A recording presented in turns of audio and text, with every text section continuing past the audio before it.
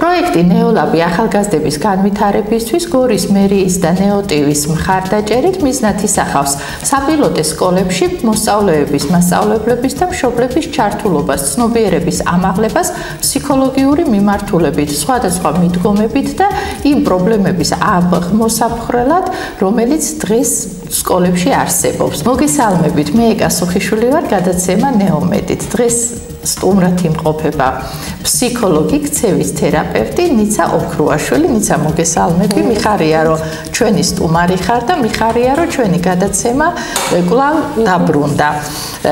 ეს პროექტი, რომელიც განხორციელდა ნეოტივის და გორის მერიის მხარდაჭერით, ძალიან მნიშვნელოვანი იყო, რადგანაც არჩეული იყო 10 საპილოტო სკოლა. ჩვენ ამაზე წინა გადაცემაში ვისაუბრეთ. თქვენ უკვე მოიარეთ ეს 10 სკოლა. შეხვდით მოსწავლეებს, შეხვდით მშობლებს, შეხვდით მასწავლებლებს. ძალიან აქტიურად იყვნენ ჩართულები, სხვათა შორის მეც სიმართლე გითხრათ, ნამდვილად არ ველოდებოდი და გარდა იმის, რომ ეს საპილოტო სკოლები ესე აქტიურად ჩაერთვნენ, თითქმის ყველა სკოლიდან რეგიონის მასშტაბით შემოთავაზება შემოვიდა, იმიტომ რომ მათთანაც ესეთი მხარდაჭერა გქონდეს. დღეს ვისაუბროთ იმ პროექტის შესახებ, რომელიც უკვე განახორციელა ნეოტივიმ, ნეირუმის მეცნიერებათა სკოლის და პროექტი ნეოლაბის მხარდაჭერით, ასევე გორის მერიის ჩართულობით.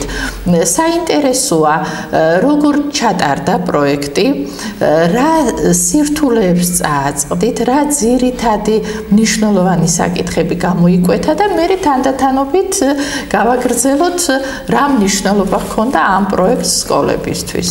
მოგესალმებით ქალბატონო ეკა, მივესალმებით თქვენს მაყურებელს. პირველ რიგში მადლობას გიხდით მოწვევისთვის და დავიწყებ ჩვენი პროექტის შესახებ, გამომდინარე იქიდან, რომ გორის მუნიციპალიტეტის მასშტაბით შეირჩა 10 საპილოტო სკოლა. მათი თითო სკოლის საჭიროებებიდან გამომდინარე, ჩვენ ესეთი რეზიუმის სახით მივიღეთ, რა თქმა უნდა, სკოლებიდან ინფორმაცია, რომ შესაბამისად გაგვეთვალისწინებინა თემატიკა, რომ მოგვერგო, რა თქმა უნდა, სასკოლო გარემოსთვის და ამ თემატიკებიდან გამომდინარე, ჩვენ უშუალოდ შეხება გვქონდა მასწავლებლებთან, ასევე მშობლებთანაც და უშუალოდ ბავშვებთანაც და ეს მოიცავდა ცალ-ცალკე შეხვედრას. პირველ ეტაპზე ჩვენ შევხვდით მოსწავლეებს და ვისაუბრეთ ისეთ საინტერესო თემებზე, როგორც გახლავთ თვითშეფასება, სტრესის მართვის სტრატეგიები, ასევე გახლავთ აქცევის, რთული ქცევის მართვა როგორ ხორციელდება. თავდაპირველად გავაცანით, რას წარმოადგენს ზოგადად ფსიქოლოგები ვინ ვართ, რას წარმოადგენთ, რატომ არის საჭირო, რომ სკოლებში ჩვენი ჩართულობა იყოს აუცილებელი და ამის შემდეგ უკვე გამოიკვეთა შემდეგი საკითხები, რომ რა თქმა უნდა ძირითად ესე რა ვთქვათ, სირთულეს მაინც გვეჩვენება ის, რომ ბავშვები რა თქმა უნდა არიან გახსნილები, წარმოაჩინეს საკუთარი თავები, მაგრამ გარკვეული სახით მაინც შეგვხვდა სტრესთან დაკავშირებით სირთულეები, ისევ და ისევ ესე რომ ვახსენოთ, რადგან ესე რომ ვთქვათ, სტრესი გახლავთ ისეთი საკითხი, რომლის მართვაც საკმაოდ რთულია და ხშირ შემთხვევაში საჭიროება მოითხოვს ხოლმე იმას, რომ სპეციალისტი ჩაერთოს. ჩვენ მოვიცავით ამ დროის განმავლობაში 10 სკოლა, შევხვდით ამ სკოლის წარმომადგენლებს და საკმაოდ საინტერესოდ წარიმართა ეს პროცესი, ბევრი აზრები გამოიკვეთა, ასევე ბევრი შეხედულებები თვითონ უშუალოდ ბავშვების მხრიდანაც თვლიდნენ კონკრეტულად, რომ სასკოლო გარემოში ხდებათ მათ სტრესული გარემო, არის ხოლმე გამოვლენილი თუნდაც აგრესიის სახითაც, რომლის კონტროლიც არის აუცილებელი და მასწავლებლებისგან და მშობლებისგან, როდესაც მათ შევხვდით, ძირითად პრობლემად მაინც დაასახელეს დამოკიდებულებები გაჯეტებისადმი და ამასთან დაკავშირებით ჩვენ გავეცით რეკომენდაციები, როგორ უნდა მოხდეს ამ ყველაფრის დაბალანსება, როგორ უნდა შეძლოს თვითონ უშუალოდ მშობელმა ბავშვთან ურთიერთობის პროცესში, რომ ეს სიძნელეები და სირთულეები რაც ახლავს ამ ყველაფერს გადაილახოს და უნდა აღინიშნოს ისიც, რომ საკმაოდ დიდი გამოხმაურება მოყვა ამასთან დაკავშირებით, რადგან მომართვიანობა საკმაოდ გაიზარდა.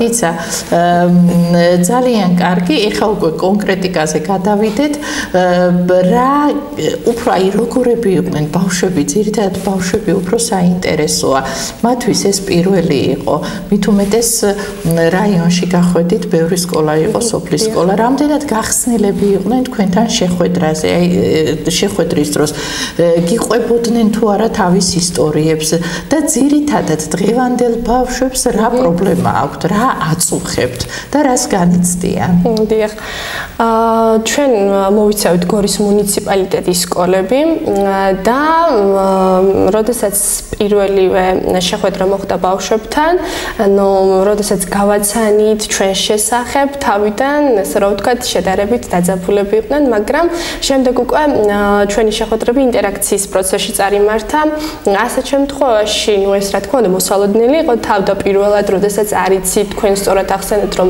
ამ ბავშვებისთვის პირველად მოხდა ასეთი სახის შეხვედრები უშუალოდ ფსიქოლოგებთან და ესე რომ ვთქვათ უცხოს წარმოადგენდა რადგან აქამდე უბრალოდ მოსმენილი ჰქონდათ რომ ფსიქოლოგთან ვიზიტი რას წარმოადგენს მაგრამ უშუალოდ სკოლებში ფსიქოლოგებთან შეხვედრა არ იცოდნენ ასე რომ ვთქვათ და სხვათა შორის საკმაოდ დიდი ჩართულობა იყო იქიდან გამომდინარე რომ უშუალოდ როდესაც კითხვა-პასუხის რეჟიმზე გადავედით ბავშვები საკმაოდ თავისუფლად გამოხატავდნენ საკუთარ აზრებს, სხვათა შორის кейსებიც მოიყვანეს თავიანთი გამოცდილებიდან, თუ სმენიათ მათ გარშემო. ძირითადად რა პრობლემებს ეხებოდნენ? რა აწუხებთ დღევანდელ ბავშვებს? მაინც ესე რა ვთქვათ, ბულინგი იკვეთებოდა. ბულინგი უფროსებისგან თუ ბულინგი დაუშვათ თანატოლებისგან? ბულინგი თანატოლებისგან. ეს მოიცავდა თანატოლებს ერთმანეთში. რომელ ასაკობრივ ჯგუფს შეხვდით? ჩვენ შევხვდით მე-6 კლასიდან ზემოთ მე-12 კლასში. ეხლა არ გიყვებოდნენ, აი რაზე აბულინგებენ თანატოლები ერთმანეთს? რა აქვთ ისეთი, რასაც ვერ იყოფენ ესე? ხშირად მოსმენილი, რაც გავიგეთ ამ ბავშვებიდან, იყო ის, რომ თუნდაც ჩაცმულობიდან გამომდინარე, თუნდაც წონიდან გამომდინარე, თუნდაც ის, რომ ვიღაც კარგად სწავლობს, ვიღაც ვერ სწავლობს კარგად, ასევე თვითშეფასებასთან დაკავშირებით საკმაოდ მკაფიოდ დააფიქსირეს ამასთან დაკავშირებით აზრი, რომ ბავშვები მიუხედავად იმისა, რომ აქვთ პოტენციალი, რომ გამოამჟღავნონ თავიანთი შესაძლებლობები რაღაც ბოჭავთ და ბოლომდე ვერ ცდილობენ საკუთარი შესაძლებლობების მაქსიმუმი გააკეთონ და ზუსტად ასახელებდნენ იმ მიზეზს, რომ ეს გამომდინარეობდა თუნდაც გარემოდან და გარემო ძალიან დიდ როლს თამაშობს მოგეხსენებათ ბავშვის განვითარებაში, სწორედ გარემოდან ფორმირდება ბავშვი პიროვნებად და შესაბამისად ჩვენ ესეთი სახის პრობლემებიდან გამომდინარე მივხვდით ზუსტად რაში მდგომარეობდა ეს ძირითადი ფუნდამენტი, რომ თუნდაც ისინი ვერ ახერხებენ საკუთარი თავის ბოლომდე რეალიზებას, რომ სხვა რას იტყვის. აი ეს ბავშვების ბულინგზე ვილაპარაკეთ და ამ ბავშვებთან ვისთანაც გქონდათ გასაუბრება და ისაუბრეს თანატოლების ბულინგზე. რამდენად ახერხებენ თავის დაცვას და არიან თუ არა ამ შემთხვევაში უფროსები ჩართული? ეს არის მშობელი და მასწავლებელი. მიაქვთ თუ არა მათთან ინფორმაცია და როგორ ეხმარებიან უფროსები ამ პრობლემის მოგვარებაში? დიახ. თავდაპირველად როცა ერთმანეთის მიმართებით განვიხილეთ, ესეთი რაღაც წამოაყენეს, რომ მიუხედავად იმის, რომ უხსნიან პრობლემის ანუ კატეგორია იყო, რომელიც უშუალოდ მიზეზს ასახელებს, რომ თუნდაც რატომ აბულინგებ, მაგრამ იყო ბავშვების კატეგორია, რომლებიც უბრალოდ გარბიან და ასეთ შემთხვევაში, რა თქმა უნდა, მასწავლებელი სიტუაციიდან გამომდინარე, დიახ, ცდილობენ რომ თავი აარიდონ და ესეთ შემთხვევაში უფრო მეტ მეტად გროვდება ეს სტრესი ბავშვებში, უფრო მეტად იმატებს, რა თქმა უნდა, შფოთვის ფაქტორიც და მაინც ვფიქრობ, რომ რა თქმა უნდა, ეს ინდივიდუალურიც არის, ბავშვი რამდენად მიმართავს მასწავლებელს ან მშობელს საკუთარი პრობლემის შესახებ, რომ დაეხმაროს, ესე რომ ვთქვათ, მაგრამ მაინც ძირითადად ესე რომ ვთქვათ, თვითონ ცდილობენ ხოლმე, რომ გამკლავების გზები იპოვონ. და ხშირ შემთხვევაში ეს გამკლავების გზები ძალიან ისეთი არასწორია და რამდენად ძალიან საინტერესოა დაუშვათ მშობელი ან მასწავლებელი როგორ უნდა მიხვდეს, რომ ბავშვს აქვს პრობლემა, ბავშვს აბულინგებენ. არიან ბავშვები, რომლებიც იკეტებიან და ამ პრობლემას ვერ ამბობენ, ან იმედი არ აქვთ უფროსის, ან ეშინიათ, რომ რაღაცა კიდე უფროს უარესად დაიჩაგრებიან. რას უნდა მიაქციოს მასწავლებელმა სკოლაში და მშობელმა სახლში ყურადღება? დიახ. ესეთი ფრაზაც არსებობს, რომ მასწავლებელი ერთ-ერთი საუკეთესო ფსიქოლოგია ფსიქოლოგის შემდეგ. და საკმაოდ მასწავლებლები ისეთ გადამზადებებს გადიან, ისეთნაირად ფორმირდებიან, ესე რა ვთქვათ, სასწავლო გარემოში, რომ ყველა ბავშვი, რომელიც კლასში მათთან არის, იცნობენ ამ ბავშვების საჭიროებებს და ეს თვითონ მასწავლებლებმაც გითხრა შეხვედრის პერიოდში, მშობლებმაც დაადასტურეს, ესე რა ვთქვათ, და რა თქმა უნდა, ყველაფერი ვლინდება ქცევაში. ბავშვი ამ ყველაფერს ავლენს ქცევის სახით. შესაბამისად, ჩვენ როგორი ქცევს? უფრო მეტად ჩაკეტილია ბავშვი, რომელიც არის, რა თქმა უნდა, აქტიური ან შედარებით ნაკლებად აქტიური სკოლის მიმდინარეობის გაკვეთილის მიმდინარეობის პროცესში, პასიურობით გამოირჩევა, თუნდაც ცდილობს, რომ საკუთარ თავთან მარტო იყოს, აკეთოს თავისთვის, ესე რა ვთქვათ, თავის ნაჭუჭი ჩაიკეტოს და ხშირად ერიდება თუნდაც იმას, რომ სხვასთან გამოთქვა საკუთარი აზრები ან დაუკავშირდეს მეგობარს გაესაუბროს, მაგრამ ამ ყველაფერს, რა თქმა უნდა, გარკვეული დრო არსებობს, თუ ეს პერიოდი გაგრძელდა, ანუ ხანგრძლივ პერიოდად მოიცვა, რა თქმა უნდა, ესეთ შემთხვევაში სპეციალისტის ჩარევა არის აუცილებელი, რადგან ავირიდოთ გარკვეული სახის სირთულეები და გარკვეული სახის ეს მოგეხსენებათ იმთუმეტეს გარდატეხის ასაკში სუიციდი როგორი წარმოყენებულ თემას წარმოადგენს და იმისთვის, რომ ჩვენი შვილები დავიცვათ, ამისთვის აუცილებელი არის, რა თქმა უნდა, რომ მოусმინოთ ჩვენ შვილებს რას. აი ამ პროექტის ფარგლებში თქვენ რა შეხვედრებიც გქონდათ, რა რაოდენობით, აი რა გამოიკვეთა ბავშვებში, ძალიან მასიურია ეს პრობლემა თუ უბრალოდ ერთეული შემთხვევებია, თუ მასიურია, როგორ უნდა ვებრძოლოთ განგაში, ხო უნდა ავტეხოთ სამწუხაროდ დღეს ჩვენ მუნიციპალიტეტში მხოლოდ ორ სკოლაშია ფსიქოლოგის ასე ვთქვათ პოზიციაზე, ეს არის მეცნიერებათა სკოლა და მე-9 სკოლა. რა გავაკეთოთ იმ სკოლებში, სადაც ფსიქოლოგი არ ყავთ და თქვენი ასე ვთქვათ გათვლებით რა რაოდენობაზე გვაქვს ლაპარაკი, მასშტაბურია ეს პრობლემა თუ არა? ყოველდღიურად ვაწყდებით ესეთ შემთხვევებს, მაგრამ რა თქმა უნდა, იმ ბავშვებმა, რომლებმაც დააფიქსირეს საკუთარი პოზიციები, იყო მეორე მხარე, რომლებმაც არ დააფიქსირეს, მაგრამ ანუ ჩვენ უნდა ვივარაუდოთ, რა თქმა უნდა, ეჭვები გვაქვს იმასთან დაკავშირებით, რომ თუნდაც რატო არ გამოთქვეს საკუთარი აზრი, რატო არ დააფიქსირეს და ეს ყველაფერი, რა თქმა უნდა, ეჭვქვეშ აყენებს შემდეგ საკითხებს, რომ რამე პრობლემა ხომ არ აქვს ბავშვს, რომელიც არის დაკავშირებული თავის მენტალური ჯანმრთელობიდან გამომდინარე. თქვენ ახსენეთ ისიც, რომ ზუსტად გორის მუნიციპალიტეტის მასშტაბით მხოლოდ 2 სკოლას აქვს ფსიქოლოგის ოფიციალური შტატი, მაგრამ საკმაოდ სამწუხარო არის ისიც, რომ ოფიციალურად არ არსებობს ფაქტობრივად ფსიქოლოგის ოფიციალური შტატი, რომ ყველა სკოლას ანუ ფსიქოლოგებს უშუალო შეხვედრები ჰქონდეთ და უშუალო დამოკიდებულებები ჰქონდეთ ამ ბავშვებთან და თუმცა არსებობს სპეცმასწავლებლის შტატი, რომელიც ფაქტიურად სხვა დანიშნულებით არის სკოლებში.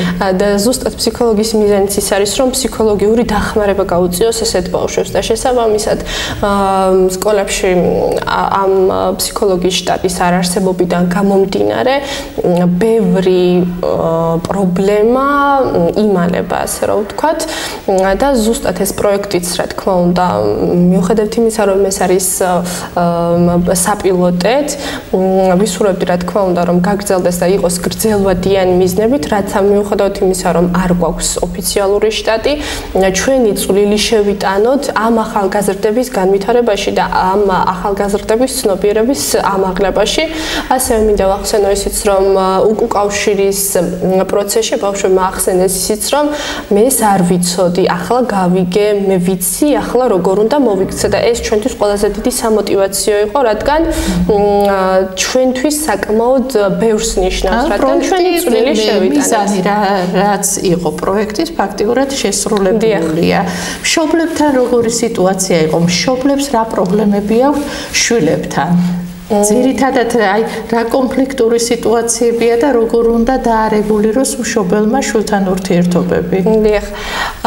მშობლების კატეგორია ჩვენ გვყავდა გარდატეხის ასაკში მყოფი შვილების მშობლები და გარდატეხის ასაკში მყოფი ბავშვების მშობლები ზუსტად ასახელებდნენ იმას, რომ აღარ მისმენს, აღარ მიჯერებს, რა გავაკეთო, სულ უნდა რომ თვითონ იყოს, დამოუკიდებელი იყოს.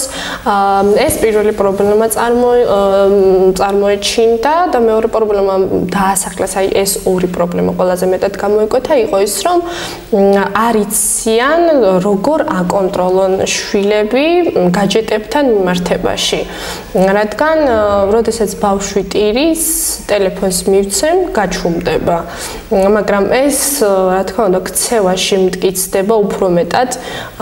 ბავშვი ესეთ შემთხვევაში ეჩვევა, ასე რომ ვთქვათ, და უკვე დამოკიდებულს ხდის ეს ყველაფერი.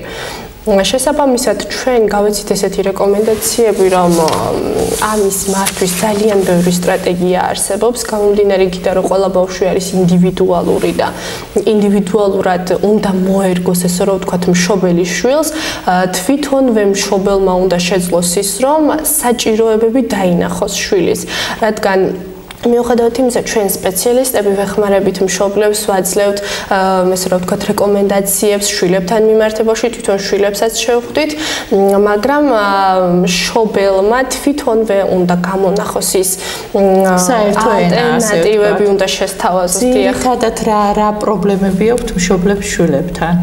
მართვასთან დაკავშირებით, როგორ მართოთ ჩვენ შვილებს? ის მომენტია, რომ დღემდე მშობლები მიჩვეულები არიან, რომ შვილებმა იცხოვრონ ისე, როგორც მათ უნდათ, ჩაიცვან ის, რაც მას მოსწონ, მიირთვან ის, რაც მათ უყვართ, ან აკეთონ ის, რაც მათ უნდათ. იქნებ ზუსტად ეს არის ის პრობლემა, რაც ქმნის ჩიხს და ურთიერთობის პრობლემებს მშობლებსა და შვილებს შორის. ზუსტად ეს დაასახელეს, რომ ჩემი შვილი იცვამს ისეთ ტანსაცმელს, რაც ჩემთვის არ არის მოსაწონი. და ამასთან მიმართებაში შეიძლება სულაც წირმა მიზეზმა, ესე რომ ვთქვათ, ძალიან დიდი პრობლემა წარმოქმნას მშობელსა და შვილს შორის და ზუსტად ეს ერთმანეთში გაუგებრობა, ესე რომ ვთქვათ, გადაიზარდოს უზარმაზარ გლობალურ პრობლემათაც და მე შემდეგში უკვე ტენდენციათაც ყალიბდება, რომ მშობლები და შვილები ერთმანეთს ვერ უგებენ. როცა შეგვიძლია თუნდაც ისე, რომ გავითვალისწინოთ რაღაცებზე, რა თქმა უნდა, არის საზღვრები, არის ჩარჩოები, რის მიხედვითაც მშობელმაც უნდა დაიცვას ეს საზღვრები და შვილის, როგორც მშობელს აქვს უფლება და მოვალეობა, ისევე აქვს შვილსაც. და ამიდან გამომდინარე ხდება ზუსტად ისე, რომ მე თუ მაქვს ვალდებულება, რომ გავაკეთო როგორც მშობელმა, ასევე აქვს ჩემ შვილს ვალდებულება რომ შეასრულოს. ნიცა, ხომ არ არის, აი, ბულინგზე ვისაუბრეთ. 21 საუკუნეში ცოტა გასაკვირია, როცა თანამედროვე ბავშვი აბულინგებს თავის თანატოლს ჩაცმულობაზე, ვიზუალზე, მის დაუშვათ სიგამხდრეზე თუ სიმსუქნეზე, რაღაცა თითქოს ბრუნდებით ისევ იმ ძველ დროში, რა დროშიც მე ვიყავი 30 წლის წინ, 35 წლის წინ, რაც გასაკვირია. აი, ამ ხომ არ იმოქმედა მშობლების იმ დამოკიდებულებამ, რომ მშობლების მიმღებლობა უჭირთ თავისი შვილის ისეთი, როგორიც არის იმ დაუშვათ ჩაცმულობის მხრივ, ქცევის მხრივ, ანუ მათ ისინი არ უხსნიან შვილს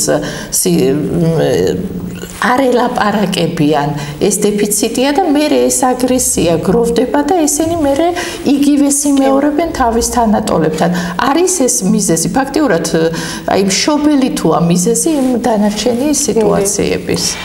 გამოგვიტყდნენ მშობლები რომ გამომდინარე იქიდან რომ თითქმის ყველა მშობელი მუშაობს, მოდიან დაღლილების სახლში და არცალიათ შვილების მოსასმენად. თუმცა მშობლებს ვეტყვი, რომ ნახევარი საათი მაინც ყოველთვის უნდა გამოძებნონ შვილებთან საურთიერთობოდ.